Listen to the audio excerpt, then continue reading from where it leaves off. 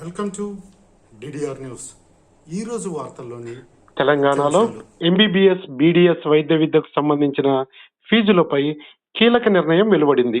2026-27 విద్యా సంవత్సరానికి సంబంధించిన ట్యూషన్ ఫీజులపై ప్రభుత్వం జీవోఎంఎస్ నంబర్ 98 తేదీ ఆగస్టు 7, 2026 ద్వారా ఉత్తర్వులు జారీ చేసింది. అయితే వచ్చే 4 ఏళ్ల పాటు పాత ఫీజులే కొనసాగుతాయనే అంశాన్ని అధికారికంగా నిర్ధారించలేకపోయాం. కాబట్టి విద్యార్థులు, తల్లిదండ్రులు అధికారిక నోటిఫికేషన్ పరిశీలించిన తర్వాతే ఫీజుల విషయంలో నిర్ణయం తీసుకోవడం మంచిది.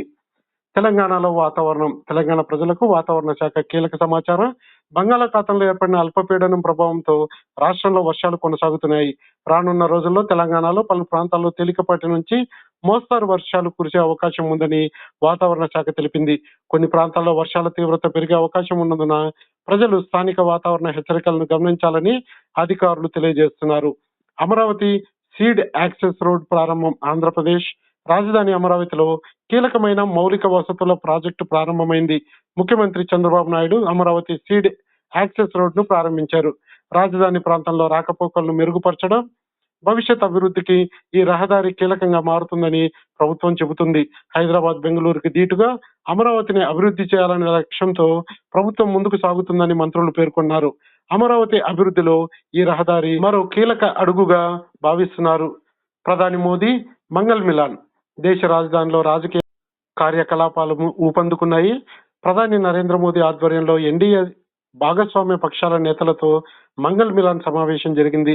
పార్లమెంటరీ వ్యవహారాలు, మిత్రపక్షాల మధ్య సమన్వయం, ప్రతిపక్షాల వ్యూహాలను ఎదుర్కొనే విధానం వంటి అంశాలపై చర్చలు జరిగినట్లుగా సమాచారం. దేశ రాజకీయ పరిణామాల నేపథ్యంలో ఎన్డీఏ భాగస్వామ్య పక్షాల మధ్య సమన్వయం మరింత ప్రాధాన్యత సంతరించుకుంది. కేరళలో జాతీయ జెండా వివాదం. కేరళలో జాతీయ జెండాకు సంబంధించిన ఘటన రాజకీయ వివాదానికి దారితీసింది. కాసరగోడ్లోని బీజేపీ జిల్లా కార్యాలయంలో జాతీయ జెండాలు నేలపై లేదా ఒక మూలలో కనిపించిన వీడియో సామాజిక మాధ్యమాల్లో వైరల్ అయింది. ఈ ఘటనపై వివాదం చెలరేగడంతో పాటు ఫిర్యాదు కూడా నమోదైనట్లు వార్తలు వెలువడ్డాయి. మరోవైపు రైలు ఇంజిన్ పై ఉన్న జాతీయ జెండాను శుభ్రం చేసిన రైల్వే ఉద్యోగికి సంబంధించిన వీడియో మాత్రం సోషల్ మీడియాలో ప్రశంసలు అందుకుంటుంది.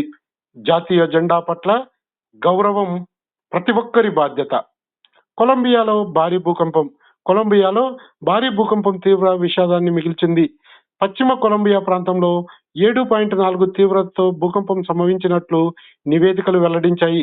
తాజా నివేదికల ప్రకారం మృతుల సంఖ్య 265కు చేరినట్లు, సుమారు 500 మంది గల్లంతైనట్లు సమాచారం. భూకంపం కారణంగా అనేక భవనాలు దెబ్బతిన్నాయి. శిథిలాల కింద చిక్కుకున్న వారిని రక్షించేందుకు సహాయక బృందాలు తీవ్రంగా శ్రమిస్తున్నాయి. మృతుల కుటుంబాలకు డిడిఆర్ ఛానల్ ప్రగాఢ సానుభూతి తెలియజేస్తుంది. బషర్ అల్ అసద్ కు మరణశిక్ష. సిరియా మాజీ అధ్యక్షుడు బషర్ అల్ అసద్ కు సంబంధించిన కేసులో సంచలన తీర్పు వెలువడింది. యుద్ధ నేరాలు, మానవత్వానికి వ్యతిరేకంగా జరిగిన నేరాలకు సంబంధించిన కేసులో ఆయనకు గైర్హాజరీలో మరణశిక్ష విధించినట్లు అంతర్జాతీయ నివేదికలు పేర్కొంటున్నాయి.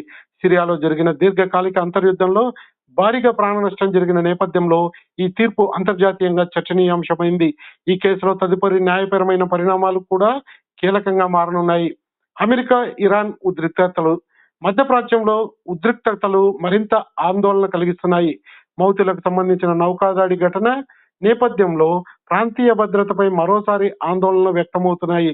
తాజా నివేదికలు Red Sea, Bab el Mandeb ప్రాంతంలో నౌకలపై దాడుల అంశాన్ని ప్రస్తావిస్తున్నాయి. అమెరికా, ఇరాన్ మధ్య ఇప్పటికే కొనసాగుతున్న తీవ్రమైన ఉద్రిక్త పరిస్థితుల్లో ఇలాంటి ఘటనలు మరింత ఆందోళనకు కారణమవుతున్నాయి. ప్రపంచ దేశాలు పరిస్థితిని నిశితంగా గమనిస్తున్నాయి. ఈరోజు ప్రత్యేకతల్ని ఒకసారి చూద్దాం.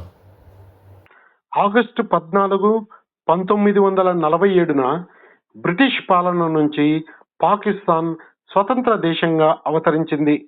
మహమ్మద్ అలీ జిన్నా పాకిస్తాన్ తొలి గవర్నర్ జనరల్ గా బాధ్యతలు స్వీకరించారు. ఆగస్టు 14, 1947 భారత విభజన విషాదం. భారత ఉపఖండ విభజన కారణంగా భారీ స్థాయిలో ప్రజల వలసలు, హింస, ప్రాణ నష్టం చోటు చేసుకున్నాయి.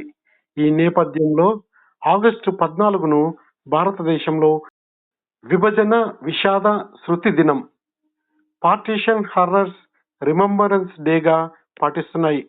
1945 ఆగస్ట్ 14 జపాన్ లొంగుబాటు ప్రకటన. రెండో ప్రపంచ యుద్ధంలో మిత్ర దేశాల ముందు జపాన్ నిరుపాధికత లొంగుబాటును ప్రకటించింది. ఈ ప్రకటన ఆగస్టు 14న ప్రపంచానికి వెల్లడైంది. 1935 ఆగస్టు 14న అమెరికాలో సోషల్ సెక్యూరిటీ యాక్ట్. అమెరికా అధ్యక్షుడు ఫ్రాంక్లిన్ డి రూజ్వెల్ట్ ఆగస్టు 14, 1935న సోషల్ సెక్యూరిటీ యాక్ట్ పై సంతకం చేశారు. వృద్ధులు, నిరుద్యోగులకు సామాజిక భద్రత కల్పించడంలో ఇది కీలక అడుగు. 1917 చైనా జర్మనీపై యుద్ధ ప్రకటన. మొదటి ప్రపంచ యుద్ధం సమయంలో చైనా జర్మనీతో సహా సెంట్రల్ పవర్స్ పై యుద్ధం ప్రకటించింది ఈ రోజునే. 2010 తొలి యువ ఒలింపిక్ క్రీడలు. సింగపూర్లో ప్రపంచంలోని తొలి summer youth Olympic games August 14, 2010న ప్రారంభమయ్యాయి.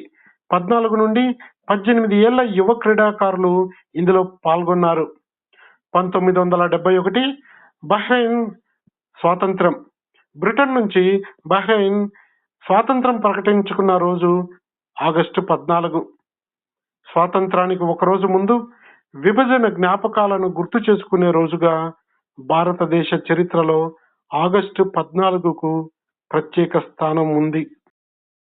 డిడిఆర్ ఛానల్ ప్రసారాలు మీకు నచ్చుతున్నాయని ఆశిస్తున్నాను.